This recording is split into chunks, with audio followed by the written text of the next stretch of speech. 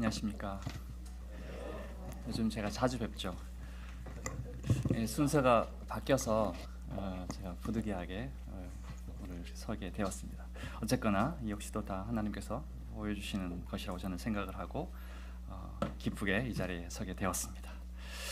네, 오늘 제가 함께 나눌 그 본문은 말씀은 마태복음에 있는 말씀입니다. 마태복음 16장에 있는 내용으로 오늘 형제자매님들과 함께 교제를 하고자 합니다.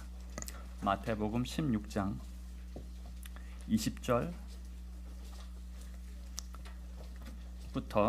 24절까지를 좀 길 수 있습니다만은 함께 보겠습니다. 함께 같이 한번 번갈아가면서 읽어볼까요? 제가 먼저 읽고 형제자매님들 함께 천천히 그 다음을 읽어주십시오. 제가 읽겠습니다. 20절. 이에 제자들에게 경고하사 자기가 그리스도인 것을 아무에게도 이르지 말라 하시니라.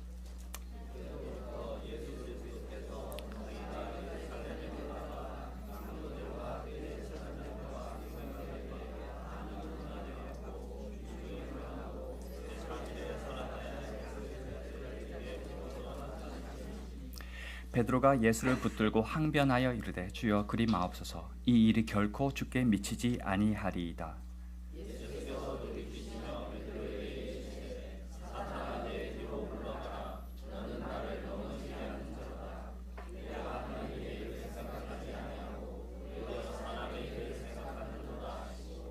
이에 예수께서 제자들에게 이르시되 누구든지 나를 따라오려거든 자기를 부인하고 자기 십자가를 지고 나를 따를 것이니라. 네, 여기까지만. 사실은 더 길면 좋겠습니다만은 우리 시간이 그렇게 많지 않기 때문에 여기까지만 하겠습니다. 사실 이 장면은 다들 익숙할 수 있는데요. 오늘은 전반적으로 이 본문들과 관련해서 하나님의 계시가 어떻게 우리에게 임하고 그것이 어떻게 우리에게 확장되는지에 대해서 살펴보길 바라고, 또 예수님께서 왜 이렇게 베드로를 매정하게 꾸짖으셨는지에 대해서 한번 또 생각해 봤으면 좋겠고, 또 우리가 금방 읽었던 것처럼 나를 부인한다라는 것과 나의 자기 십자가를 진다라는 그 의미가 무엇인지, 그 말씀의 본질은 무엇인지에 대해서 다시 한번 생각해 봤으면 좋겠습니다. 첫 번째는 보시다시피 이 장면은 예수님이 제자들에게 먼저 질문을 하신 장면이 그 앞에 나옵니다. 얘들아, 너희는 나를 누구라 하니? 너희들은 나를 어떻게 생각하고 있니? 라고 물었을 때, 이때 베드로가 너무 기가 막힌 대답을 하죠. 완전 정답을 딱 얘기해 줍니다. 주는 그리스도시요 살아계신 하나님의 아들이십니다. 예수님도 깜짝 놀랄 만한 그런 대답을 지혜롭게 합니다. 그 장면 이후에 나오는 이 장면이 이제 바로 이 장면이에요. 이제 여러분 보시다시피 금방 21절에 보면 맨 마지막 21절 맨 마지막에 보면 제자들에게 비로소 나타내시니라는 말씀이 있습니다. 뭘 나타내셨죠? 바로 예수님께서 앞으로 어떻게, 내 스케줄은 이런 거야, 내 일정은 이런 것이니까 너희들 참고하고 있어, 알고 있어 라는 그 얘기를 하신 거죠. 그 당시까지는, 예수님께서 이 말씀을 하시기 전까지는 제자들은 전혀 몰랐어요. 까맣게 예수님의 계획에 대해서 아무것도 몰랐습니다. 그런데 제자들과 베드로를 비롯한 그 제자들이 예수님이 그리스도라는 것을 알게 되었을 때 예수님께서 비로소 예수님의 다음 스텝을 그들에게 알려주셨어요. 저는 여기에 잠깐 주목을 하고 싶었던 부분인데요. 구약 성경에 보면 여러 위인들이 나옵니다. 인물들이 나오죠. 그 사람들도 처음부터 하나님을 완전하게 알았던 사람은 없었어요. 처음에는 작은 소리, 작은 빛을 보고 하나님께 나아갔던 사람들이었는데, 그런데 그 빛에 반응하고 그 빛을 즐거워했을 때, 그 소리를 고마워했을 때 하나님께서 그들에게 더 많은 하나님을 계시하시고 더 많은 조명으로 그들에게 비춰주셨다라는 거죠. 어린 사무엘이 처음에 하나님의 그 음성을 사무엘이라 하는 그런 소리를 들었을 때 처음에는 반응을 못했었어요. 그런데 그가 네 번째 하나님께 부르시는 소리를 듣고 반응을 하고, 그는 평생에 하나님의 소리를 듣는 청종하는 선지자라는 그런 네임을 갖게 되었어요. 모세도 미디안 땅에서, 그 광야 땅에서 양을 치는 그런 필부였지만, 다 늙은 할아버지였지만, 그런데 그가 불꽃 사이에 나타나신 그 하나님을, 그것이 신기하고 궁금하고 의아스러워서 가보니 거기서 하나님을 처음 만난 거죠. 처음에 그 시작은 매우 작게 시작하고 작은 것이었습니다. 그런데 그는 평생에 하나님을 대면해서 보는 자라는 그런 호칭을 받았어요. 다윗 역시 마찬가지죠. 어리고 미숙했던 그 다윗이 나중에는 하나님의 마음에 합한 자라는 그런 다윗이 됩니다. 마찬가지로 저희도 오늘 제자들 역시도 그리스도라는 것을 알게 되었을 때 하나님께서 비로소 그들에게 더 많은 것을 알려주셨듯이 우리에게도 보여주시는 것들이 아마 있으실 겁니다. 성경을 읽다가 혹은 말씀을 듣다가 혹은 어떤 경험을 통해서 하나님을 조금 알아갔을 때 거기서 멈추지 마시고 그것을 즐거워하세요. 아, 이런 하나님이구나. 여호와 이레의 하나님이구나.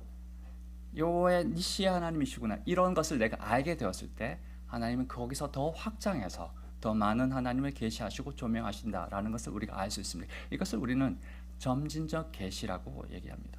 점진적으로 하나님께서 처음부터 모든 것을 우리에게 통째로 다 알려주시지 않으세요. 그걸 우리가 받을 준비가 안 돼 있고 받아도 알 수 없는 것들입니다. 그러나 우리가 하나하나 알게 되는 그 단계가 있다라는 거죠.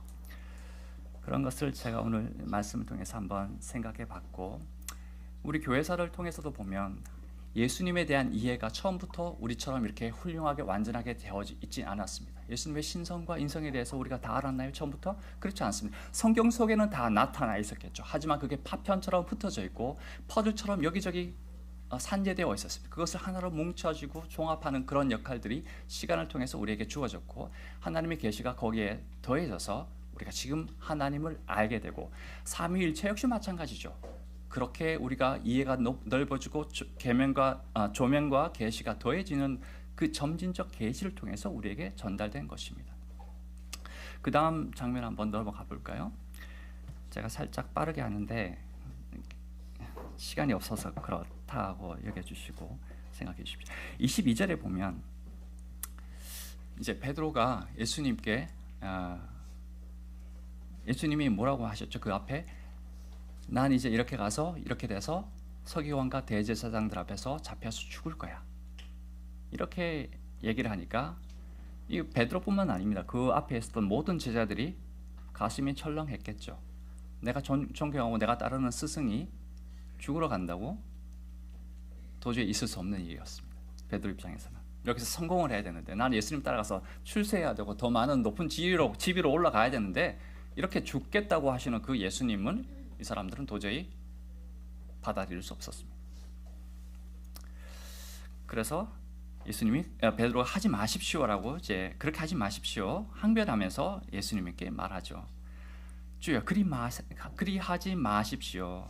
이 일이 결코 죽게 미치지 아니할 겁니다. 그럴 때 예수님께서 사탄아, 내 뒤로 물러가라 라는 그 유명한 꾸짖음을 하시는 거죠. 이 베드로의 이 간언은 사실 예수님을 위하는 것이었습니다. 그렇죠. 예수님 제발 당신에게 자비를 베푸소서, 당신 스스로 도우소서라는 그런 말이죠. 제발 그 비참하고 고통스러운 그 길을 가지 마십시오 라는 예수님의 충언이었습니다. 어찌 보면. 그런데 예수님은 그 앞에 베드로를 칭찬했던 그런 훌륭하고 좋은 그 화기애애했던 분위기를 완전히 급반전시키는 매우 매섭고 끔찍하고 베드로를 몰아붙이는 말씀을 하십니다. 베드로 입장에서 서운하기 그지없는 날카롭고 저기에 찬 말씀이었어요. 제가 베드로였으면 그 자리를 떠났을 것 같아요. 이제는 이제 됐어요 하면서 나 이렇게 다 알아봐 줬고 내가 이렇게 충언을 했고 간언을 드렸는데 내 진심을 몰라주신다고요? 정말 공감 능력이 1도 없으시네요 예수님 하면서 우리는 떠나는 것이 일반적으로 생각해 볼 수도 있습니다. 그런데 베드로의 이런 충언이 사실은 예수님께 아무런 해가 없고 친절하게 보이기까지도 했는데 왜 그렇게 예수님께서는 분개하셨을까요? 왜 그렇게 불쾌하게 그것을 받아들이셨습니까? 베드로와 그 제자들은 잘 몰랐어요. 왜 그렇게 자신들의 스승이 그렇게 오버해서 그렇게 격분해 하시는지, 그런 과잉 반응을 보이시는지에 대해서 이해할 수 없었습니다. 하지만 우리가 지금 아는 것은 마태복음 4장 10절에 보면 그 예수님이 광야에서 3번 시험 당하는 장면이 나오죠. 그 3번 시험 당하는 것 중에 맨 마지막에 사탄을 물리치는 장면에서 이렇게 말씀하십니다. 사탄아 물러가라 기록되었으되 라면서 이렇게 사탄에게 말씀하시는 장면이 나옵니다. 즉 사탄아 물러가라라고 하는 말은 성경에 2번밖에 안 나옵니다. 이 장면, 금방 오늘 읽은 이 장면과 아까 이제 사탄에게 시험 받고 사탄을 물리치는 그 장면밖에 안 나타나는 거죠. 즉 예수님께서는 지금 베드로가 충언을 해주는 이 장면이 마치 사탄에게 시험 받으시는 그 장면과 동일하게 받아들이고 계시다라는 거죠. 에덴 동산에서 뱀이 여자를 속일 때, 하와를 속일 때와 같이 베드로의 유혹, 예수님에게 이게 유혹이었습니다. 베드로의 유혹은 사탄이 사실 심혈을 기울여서 준비한 회심의 일격이었어요. 여러분 성경에서 예수님께서 얼마나 십자가라는 것에 대해서 십자가의 죽음에 대해서 고민하셨는지 아실 겁니다. 주님, 하나님께 이렇게 기도하시죠. 아버지 하나님, 이 쓰디쓴 잔을 저에게서 지나가게, 저에게서 옮겨지게 해 주십시오. 그러나 내 뜻대로 마시고 하나님 아버지의 뜻대로 하십시오라는 그런 간구를 피가 땀이 되도록 그렇게 기도하실 만큼 예수님 앞에는 이거 절박한 문제였어요. 가장 약한 부분 중에 하나였다. 인간으로서의 예수님에게.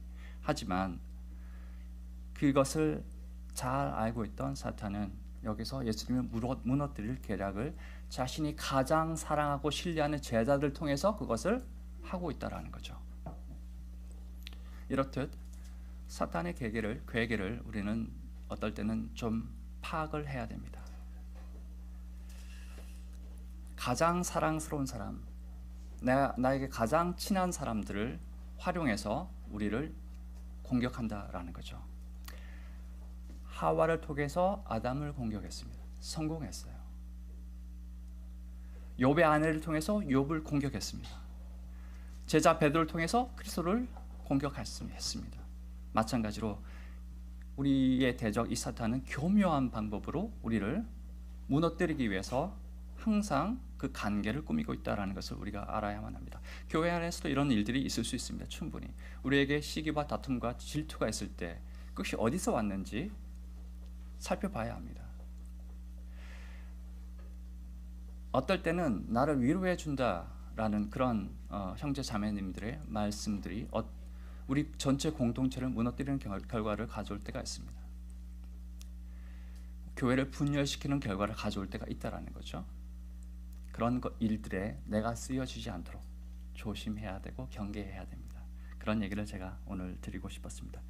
그래서 쓴 뿌리가 어디서 나느냐, 다양하게 날 수 있습니다만 실제로는 그런 사탄의 관계로 인해서, 괴계로 인해서 쓴 뿌리가 땅 속에서 서서히 나서 우리도 모르는 사이에 우리를 하나님으로부터 멀어지게 하고 우리 스스로를 공동체에서 고립시키고 분리시키고 결국에는 하나님과의 그 생명력에서도 매우 미약하게 살아가도록 우리를 계속해서 괴롭히고 있다는 것을 우리가 이해해야 할 것입니다. 그래서 선의를 가장한 이런 분열을 일으키는 그런 것들을 우리가 조심하시고 또 그런 사탕에 발려있는 그 독을 우리가 잘 분별해서 교회 안에서 그런 일들이 없도록 우리가 주의를 해야 될 것 같다라는 말씀을 제가 드립니다. 네, 이제 24절로 넘어가 볼까요?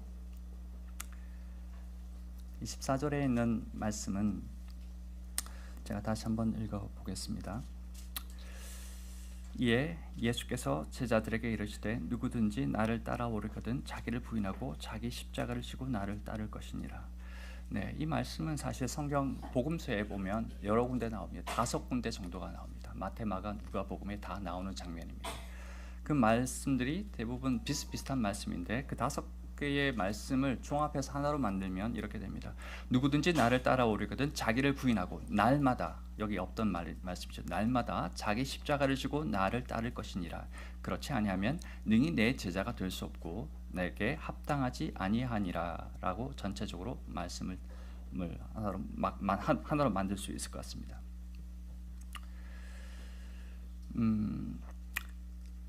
여기서 오늘 본문에 있는 자기를 부인한다라는 것과 자기 십자가를 지라라는 말씀은 우리가 매우 자주 들어왔던 말이라서 익숙해져 있다고 저는 생각을 합니다. 하지만 이 말씀만큼 오랫동안 왜곡되어 우리에게 전달된 것도 없다고 저는 생각합니다. 그리고 지속적으로 성도들에게 오해되어 와서 받아들여지고 적용되어 왔다고 제가 말씀을 드리겠습니다.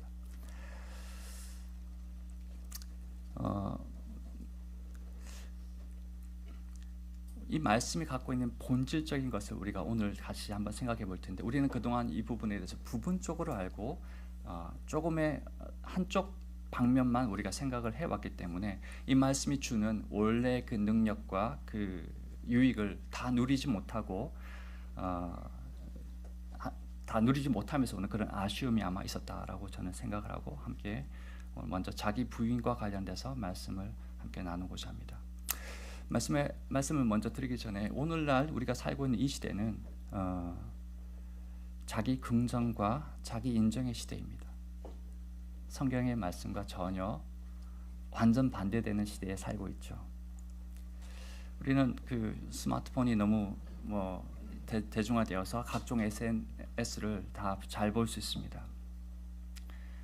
인스타를 통해서, 유튜브를 통해서 자기 자랑거리를 엄청 쏟아내고 있어요, 사람들은. 그리고 비싼 제품을 살 때 항상 촬영하거나 사진을 찍거나 멋지게 이렇게 보이게 이제 자랑을 합니다. 그리고 좋은 휴양지에 가서 석양을 바라보면서 고급진 음식을 먹으며 인스타에 올리죠, 이런 장면들을. 이건 자기 부인이 아니라 뭐죠? 자기 자랑의 시대죠. 그런 사람들의 부러운 시선을 끌어내리려고 사람들은 무지무지 노력합니다.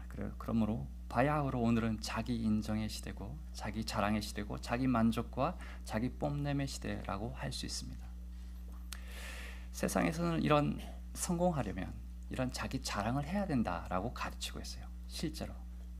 그래서 많은 자기 개발서들 있지 않습니까? 그런 책들을 보면 어떻게 하면 나의 장점을 극대화시킬 수 있는지, 이력서에 어떻게 하면 내 좋은 면을, 나쁜 것은 제외하고 좋은 것들만 어떻게 부각시키는지, 이런 것들을 잘 설명해주고 우리는 또 그거에 따라서 살아갑니다. 이 시대가 그런 시대예요. 성경의 가르침과는 정반대로 흘러가고 있는 것이죠. 우리가 이 시대에 같이 살고 있다 보니 이런 세속화의 물결이 다시 교회로 계속해서 넘어오고 있습니다. 그러다 보니 우리 그리스도인들도 세상 사람들처럼 그들의 풍조에 밀려서 교회 안에서 자기 자랑과 자기 인정과 자기 뽐냄의 그런 모습을 하는 것이 당연한 것이라고 생각하는 경향이 있습니다. 그렇지 않습니다. 세상은 그런 것이겠지만, 원래 그런 것이겠지만, 주님께서는 그렇게 우리에게 우리가 그렇게 살기를 바라고 있지는 않다라는 거죠. 우리가 세속에 젖어서 세상 사람들과 같이 살아가다 보면 그 사람들이 갖고 있는 그런 속된 가치관 속으로 우리가 빨려 들어가서 우리도 모르는 사이에 거기에 젖어들게 된다라는 것을 우리가 기억했으면 좋겠고, 그런 부분을 우리가 경계를 해야 된다라고 말씀을 드립니다. 자기 부인과 관련해서 많은 설교자들과 목사님들은 가르치시기를 나의 자아를 부인하십시오, 이렇게 말씀을 많이 하시죠. 나의 욕심을 부인하시고, 나의 자랑을 부인하시고, 나의 영광을 내려놓으시고 비워주십시오 라고 말씀을 많이 합니다. 맞습니다. 그래서 날마다 자신의 굳건한 의지와 노력으로 육신의 욕심을 부인하시고 총력을 다해서 나 자신의 자아를 제어하도록 노력하세요, 여러분, 이라고 많이 들어왔습니다. 또한 이 말씀을 또 그렇게 받아들이고 있습니다. 저는 이것에 대해서 동의를 합니다. 저도 그렇게 생각하고 있습니다. 하지만 이것이 전체적인 이 말씀의 모든 설명을 하고 있다라고 생각지는 않습니다. 이 말씀이 부분적으로 맞는 얘기겠지만 우리가 그런 식으로만 이 자기 부인을 받아들일 것 같으면 거기서 나오는 조금은 그렇죠? 부작용이 있다라는 것을 제가 이 시간에 말씀드립니다. 만약 우리가 자기 부인이라는 이 말씀을 지금까지 알고 있는 대로만 이해하고 가르쳤다라면 우리는 잠재적으로 대량의 실패자들을 양산하고 있었다라고 뒤집어서 말할 수 있습니다. 우리는 거기서 계속 실패하고 있기 때문에 그렇죠. 사실 베드로도 여기서 예수님께 이렇게 들었습니다. 자기를 부인해, 너희들은 자기를 부인해라고 말씀을 들었습니다. 그런데 베드로는 3번 부인하죠.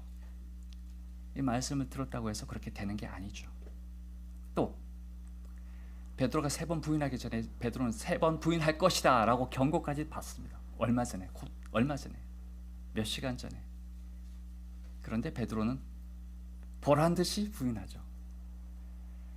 베드로는 매우 의지가 있고 매우 충성스러운 사람이었는데 그가 실패했습니다. 알고 실패하는 건 더 싫죠. 더 큰 자괴감이 듭니다. 너 그렇게 될 거야 라고 했는데 그렇게 되면 너무 싫잖아요. 자존심 엄청 상하죠. 마찬가지로 우리도 그렇습니다. 우리도 부인하라라고 하신 그 말씀을 따라서 우리의 모든 의지로 부인하기 시작하고 모든 충성스러움으로 하나님께 나아가게 되겠습니다라고 결심을 하는 것은 베드로처럼 실패하게 되어 있습니다. 성공한 사례들이 있을 수 있습니다. 가끔씩. 그러나 지속적으로 우리는 실패하는 경험들을 하게 됩니다. 제가 예수님의 그 자기 부인에 관련해서 잠깐 말씀을 드리겠습니다.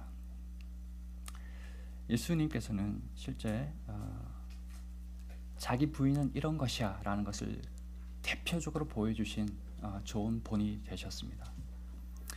그분은 하나님의 아들이시면서 하나님의 모든 충만이 그분 안에 있고 모든 능력이 그분 안에 있었음에도 불구하고 그것을 다 내어버리고 전능하신 자의 그 권한을 내어버리고 아무것도 할 수 없는 버러지 같은 먼지 같은 인간으로 오셨던 거죠. 이것은 자기 부인의 사실 극치라고 할 수 있습니다. 그분은 성부 하나님과 동일한 본질이셨지만 종의 형체를 갖고 이 땅에 오셨어요. 이것은 자기 부인의 최고 절정이라고 할 수 있습니다. 다른 어떤 피조물도 할 수 없는 예수님만 할 수 있는 그런 위대함이시죠. 그래서 예수님만이 자기 부인을 참으로 하실 수 있는 유일한 존재라는 것을 우리가 알아야 합니다. 예수님 외에 자기 부인을 할 수 있는 사람은 없습니다. 그렇기 때문에 제가 지지난주에 한번 말씀드린 적이 있습니다. 그리스도로 옷 입은 우리도 자기 부인을 할 수 있게 되는 것은 자기 부인을 완전하게 해주신, 완전하게 할 수 있는 그 예수님께서 나와 함께 하기 때문에 그럴 수 있는 것입니다. 어떻게 보면 이게 잘 이해가 안 될 수도 있습니다만은 우리가 그 부분을 항상 잊지 않아야 됩니다. 내가 부인할 수 있는 것이 아니라 그분의 힘과 능력으로 나 자신을 내려놓을 수가 있고 나 자신을 부인할 수가 있게 되는 것입니다. 그분께서 입혀주신 그 옷 때문에 그분께서 나를 도우시기 때문에 그렇게 할 수 있다는 거죠. 먼저 제가 이렇게 말씀을 드리고 조금 다시 한번 자기 부인이 무엇인가에 대해서 조금은 한 발짝 더 들어가서 생각을 해봅시다.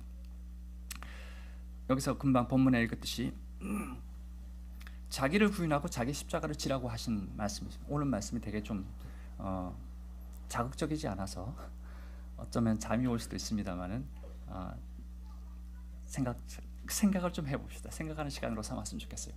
앞에 나와 있는 자기 부인과 자기 십자가가 있죠. 두 개의 자기가 나옵니다. 앞에 나와 있는 이 자기와 뒤에 있는 이 자기는 다른 자기예요. 우리는 같게 생각하는 경향이 있습니다만 다릅니다. 앞에 있는 이 자기는 나의 옛 모습, 내 육신의 모습, 야만인으로서의 그 자기입니다. 뒤에 있는 이 자기는 자기 십자가를 지라고 할 땐 이 자기는 새로운 피조물로서의 나, 거듭난 나, 변화받은 나, 그리스도의 옷을 입은 그 자기를 말하고 있습니다. 이게 다른 자기예요.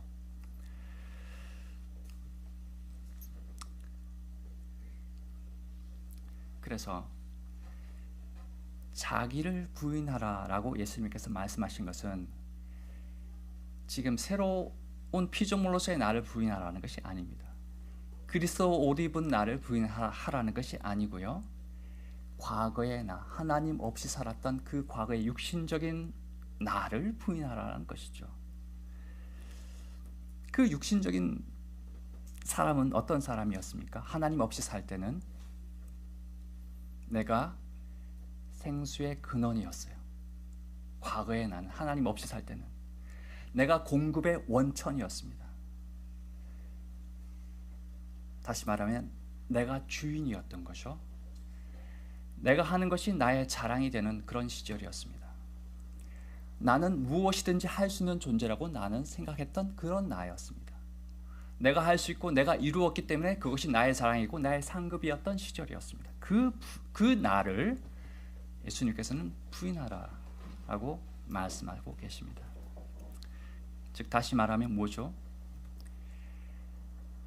그 나를, 그런 과거의 나를 부인하라고 하는 것은 이제는 내가 옛날의 나로서는 더 이상 하나님을 기쁘시게 할 수 없다라는 것을 시인하라는 거죠.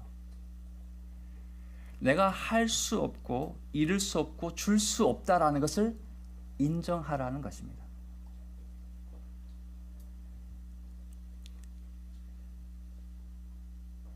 내가 더 이상 생수의 근원이 아니라는 것을 알아야 된다는 거죠. 내가 공급자가 아니라고 나는 받는 자라는 것을 시인하라는 것입니다. 그 자기 부인이라는 것은 이것이 자기 부인의 자기 부인이라는 말씀을 이해하는 매우 상위의 개념이라고 저는 생각합니다.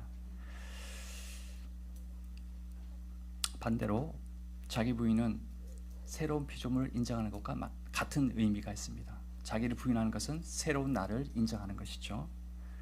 그리스도로 옷 입은 나를 인정하고 하나님이 나와 동행하는 것을 인정하고 그분이 나의 공급의 원천이시고 그분이 나의 생수의 근원이라는 것을 인정하는 것이 또한 자기 부인입니다. 이것이 그 속에 내포되어 있는 말씀이라고 저는 분별이 되었고 그래서 같이 공유를 합니다. 그래서 자기 부인이라는 것은 과거의 육신의 나, 야만인의 유능함의 가능성을 부인하는 겁니다. 과거의 나의 가능성, 과거의 나는 무엇이든지 할 수 있는 사람이라고 나를 인정했지만 그 인정을 이제는 버리라는 거죠. 그 가능성을 철저하게 버리시고 동시에 새로운 피조물로 태어난 나의 신분을 자각하고 인식하는 것이 자기 부인입니다. 그래서 우리가 전통적으로 알고 있었던 자기 부인은 나를 죽이는 것이라고 생각했는데 그것이 아니라 뭐 그런 얘기도 의미도 있습니다만 나를 죽이는 그 의미가 아니라 이미 죽은 나의 옛사람을 확인하는 것입니다. 그것을 인정하는 것이고 새로운 피조물로 사는 나를 아는 것입니다. 노력이 아니라 알고 인식한다라는 거죠. 부인이라는 것은. 이게 조금 제가 오늘 다른 말씀으로 제가 드렸던 부분입니다. 이제 자기 십자가로 한번 넘어가 보겠습니다. 자기 십자가 하면 어떤 이미지가 떠오릅니까? 고통, 고난, 슬픔, 무거운 짐, 그죠? 부담 이런 것이 떠오르죠. 저만 그런 건 아니겠죠? 자기 십자가는 그런 이미지가 있습니다.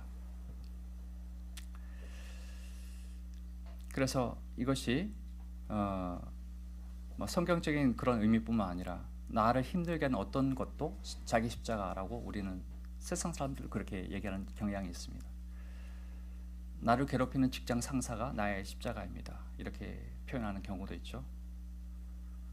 또 저 지긋지긋한 남편이 저의 십자가입니다. 저 말 안 듣는 잔소리하는 저 마누라가 저의 십자가입니다. 이렇게 말하는 경향들이 있습니다. 또 그게 어떤 식으로든 내가 이제 감당하기 어려운 것들이라면 그것이 나의 십자가가 된다라고 우리는 생각하는 경향들이 있습니다. 또 자기 십자가를 오용하는 경우는 내가 어떤 잘못을 했음에도 불구하고 거기에 따라오는 형벌을 받는데 그 형벌이 나의 십자가라고 착각하는 경우도 있습니다. 그것은 나의 당연한 받을 형벌입니다. 당연한 대가죠. 그걸 나의 십자가라고 하면 곤란합니다. 이 부분은 미리 한번 말씀을 드리고 넘어가겠습니다. 그래서 좀 전에 말씀드린 것처럼 전통적으로 우리 자기 십자가라는 것은 우리에게 희생과 시련, 고통, 헌신, 자기 절제와 같은 그런 이미지로 우리에게 들어가 있고 수고스럽고 무거운 짐처럼 우리에게 인식되어 왔습니다. 그리고 많은 교회에서 자기 십자가를 지라라고 교인들에게 가르치는데 그때는 많은 헌신을 하십시오, 희생을 하십시오, 많은 11조를 하시고 헌금을 하시고 주일 성수를 하시고 봉사를 하십시오라는 그런 압박과 강요를 할 때 이 말씀이 종종 쓰여집니다. 그러다 보니 이 말씀은 듣고 싶은 말씀이 아닙니다. 성도들 입장에서. 그러다가도 삶이 힘든데 또 자기 십자가까지 지면서 그런 부담을 계속 져야 된다는 것이 우리에게 달갑지는 않다라는 거죠. 이 말씀들이 우리가 그렇게 전통적으로 이해하는 것이 전혀 틀린 말은 아닙니다. 부분적으로 맞는 말이에요. 그러나 이것은 조금은 편협한 이해다라고 제가 말씀드리겠습니다. 우리가 그런 식으로 자기 십자가를 받아들일 것 같으면 교회 생활이 매우 힘들어요. 교회는 하나님의 살아있는 몸인데 자기 십자가를 그런 식으로 인식하는 사람들에게는 이것은 죽어가는 신앙이 될 수밖에 없습니다. 고통스럽죠. 계속 부담스럽죠. 그 냉랭하고 생기가 없어집니다. 자기 십자가가 우리에게 율법적인 교훈으로 다가올 때는 우리의 순수했던 그 신앙이 고단한 종교로 변질되기 쉽습니다. 우리는 이런 부분을 조심하고 이런 부분을 경계하고 이제 새롭게 자기 십자가가 무엇인지에 대해서 이해를 할 필요가 있습니다. 예수님께서 사실은 십자가를 지셨어요. 십자가 위에서 우리의 모든 죄를 다 담당하셨죠. 그래서 마지막에 다 이루었다라고 말씀을 하셨습니다. 완성하셨습니다. 그렇죠? 죄의 모든 그 권세가 완전히 파괴되었습니다. 거기서 뭔가 짜투리 남겨둔 것은 하나도 없습니다. 예수님께서 모든 것을 끝내셨어요. 십자가에서. 그런데 끝내셨던 그 예수님, 완전하게 다 했다고 했던 그 예수님께서 왜 우리에게 자기 십자가를 지라고 하시나요? 생각해 보신 적 있나요? 이미 십자가에서 모든 걸 다 이루었는데 뭘 더 이루길 바라시는 건가요?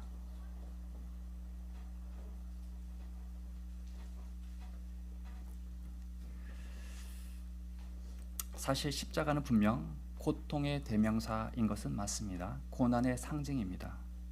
그리고 당연히 자기 희생과 견딜 수 없는 고초가 그 속에 포함되어 있습니다. 하지만 그보다 더 상위에 있는 개념을 우리가 오늘 같이 생각을 해봐야 됩니다. 자기 십자가가 품고 있는 진정한 뜻이 무엇인지, 그 본질이 무엇인지에 대해서 함께 상고하고자 합니다. 한번 생각을 해봅시다. 예수님께서 십자가를 지신 목적이 무엇입니까? 라고 제가 질문을 하면 어떻게 대답하시겠습니까? 예수님께서 왜 그런 모든 고통을 감수하시면서까지 십자가에 지셨나요? 라고 제가 질문을 할 것 같으면 대답이 어떻게 되실까요? 제가 대답하겠습니다. 우리의 죄를 담당하기 위해서, 우리를 구원하기 위해서, 우리를 영원한 천국으로 초대하기 위해서. 맞죠? 거기서 한 발짝만 더 들어가 볼까요 이제? 그러면 왜 우리의 죄를 감당해 주셨을까요? 그 이유는 무엇이었을까요? 그것이 십자가를 진 진정한 원동력이거든요. 무엇이 예수님께서 그 모든 고통을 감수하면서까지 그 죄의 권세를 없이 하시기까지 십자가에서 죽으셨나요? 그 원동력은 뭐? 정말 그 본심은 무엇인가요? 그렇죠. 우리가 다 알고 있는 내용이었어요. Love, 사랑입니다. 제가 하나님의 사랑에 대해서 잠시 다시 부연 설명을 드리겠습니다. 요한 1서에 보면 하나님은 사랑이시다라고 말씀을 기록하고 있습니다. 하나님은 사랑이 많은 분이십니까? 그렇죠. 그런데 하나님은 사랑이 많다라고 하기보다는 사랑 그 자체이십니다. 사랑은 많고 적을 수도 있지만 하나님은 사랑 그 자체라니까요. 사랑 덩어리라는 거죠. 우리는 사랑이 많고 적을 수 있습니다. 우리는 사람에 따라서. 근데 하나님은 그 사랑의 근원이라는 거죠. 사랑이 거기서 출발해서 나오는 거예요. 자, 이 부분 한번 제가 설명을 드리겠습니다. 다시 한번. 예수님은 사실 창세전에 영원이라는 그 시간 속에, 시간이라는 개념조차 없는 그 시절에 하나님이라는 완전한 모습으로 계셨어요. 스스로 존재했던 분이세요. 그런데 그 하나님은 사랑이셨죠. 성부 하나님과 성자 하나님이 서로 사랑하는 관계였습니다. 제가 오래전에 삼위일체 하나님에 대해서 한번 드린 적이 있습니다. 아마 기억은 안 나시겠지만 그 내용과 지금 비슷한 얘기를 제가 합니다. 성부 하나님과 성자 하나님이 서로 사랑하는 사이였죠. 왜냐하면 사랑이시니까. 성부 하나님도 사랑이시고 성자 하나님도 사랑이십니다. 성령 하나님도 사랑이십니다. 근데 이 사랑의 이 성부 성자 하나님이 이렇게 연합되어서 한 하나님으로 계시죠. 이 하나님은 완전한 가운데 있었어요. 어떤 부족도 없습니다. 모든 충만 가운데 있고 모든 기쁨 가운데 있습니다. 어떤 부족도 없어요. 어떤 결핍도 없는 그런 상태였죠. 그런데 이 하나님이 세상을 창조하셨어요. 거기에 자기의 형상을 따라 인간을 창조하셨죠. 제가 다 알고 있는 얘기를 다시 합니다. 인간을 창조하시되 다른 어떤 피조물보다 인간을 사랑하셨어요. 우리보다 훨씬 뛰어난 천사를 사랑한 것이 아니라, 우리보다 훨씬 귀여운 고양이나 강아지를 사랑한 것이 아니라, 이렇게 타락한 자기 형상으로 지어졌던 이 인간을 사랑하신 거예요. 그런데 인간이 잘 살아갔으면 좋았겠지만 인간은 보기 좋게 타락하게 됩니다. 그 타락한 인간을 건지시기 위해서 아까 이 완전체로 계셨던 이 하나님께서, 성부, 성자와 성령의 이 사랑의 관계로 묶여있던 이 하나님께서 결정을 하시죠. 성자 하나님, 성부 하나님께서 성자 하나님에게 저 사람들이 저렇게 내버려 두면 안 되니까 성자 예수 그리스도께서 가셔서 저 사람들을 구해주세요. 그렇게 말씀을 하시니 성자 예수님께서 그렇게 하겠습니다. 제가 아버지의 뜻대로 그렇게 하겠습니다 하면서 이 완전하신 하나님의 이 삼위일체의 관계에서 성자 하나님께서 나오셨어요. 이해되시죠? 성자 하나님께서 나오셔서 우리 인간이 되셨고 사람의 몸을 입고 자신의 모든 것을 비워서 그 모든 신성과 전능하심과 모든 전지하심을 다 버려두시고 인간이 되셨죠.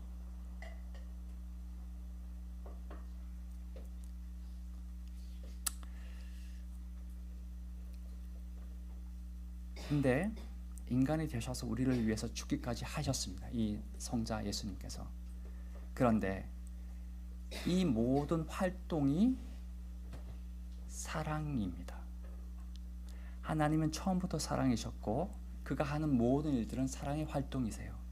그래서 그런 계획을 하신 것도 사랑 때문에 하셨고 실행을 하신 예수 그리스도 사랑 때문에 그렇게 하신 거예요. 그 사랑의 결정체로 하나님의 사랑이 폭발한 곳이 십자가입니다. 십자가는 그래서 고통과 고난의 의미가 분명히 있습니다만은 진정한 의미는 사랑이라는 그 결정체라는 거죠. 하나님 안에 있던 그 사랑이 나와서 확장되었습니다. 자신 안에 있던 그 사랑을 확장해서 하나님께서는 자신의 피조물에게 그것을 이전하시고 전달하시고 전이하신 것입니다.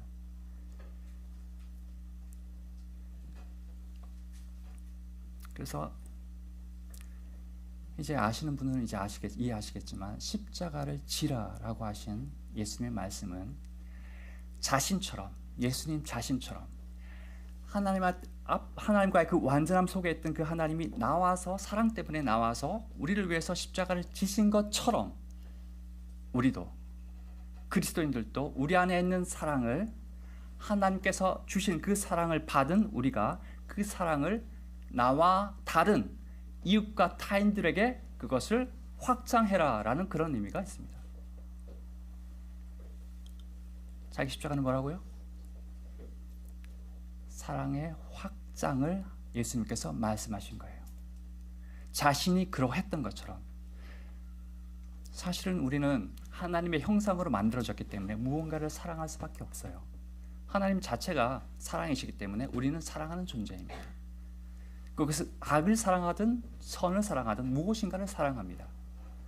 그런데 우리가 하나님을 알기 전에는 내가 생수의 근원이었고 내가 공부의 모든 원천이었기 때문에 나 중심적이었어요. 나는 나를 너무나 사랑합니다. 내 몸을 사랑해요. 그렇기 때문에 이걸 벗어나는 것을 싫어했습니다. 우리가 갖고 있는 사랑의 속성, 사랑하긴 사랑하는데 나를 사랑했던 거죠. 그것을 하나님도 아시고 자신이 한 발 나와서 자신 안에 있던 사랑에서 나와서 사랑을 전달한 것처럼, 사랑을 실천한 것처럼 우리도 우리 안에 있는 그 사랑에서 벗어나서 형제자매를 사랑하라는 것이 예수님께서 말씀하시는 본질적인 십자가를 지라는 의미입니다.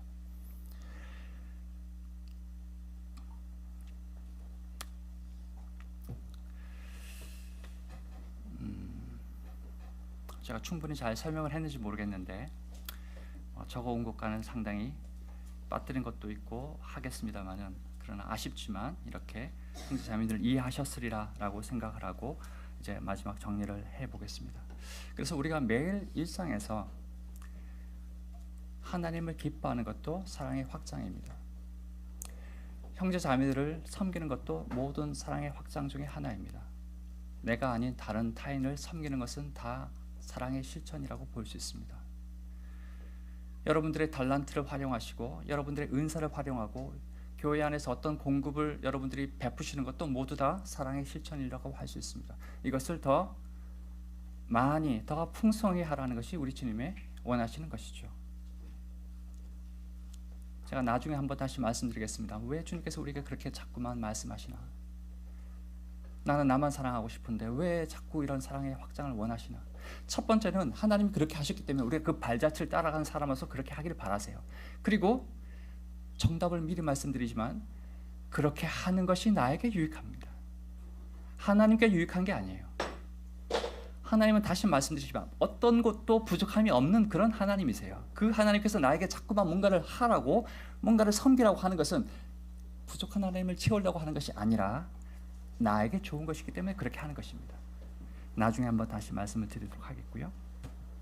자, 오늘 전체적으로 말씀을 다시 한번 정리를 하겠습니다. 첫 번째는 우리가 베드로를 위시한 제자들이 예수님을 제대로 알게 되었을 때 예수님께서는 자신의 앞으로의 계획을 다시 한번 말씀해 주셨습니다. 그렇죠?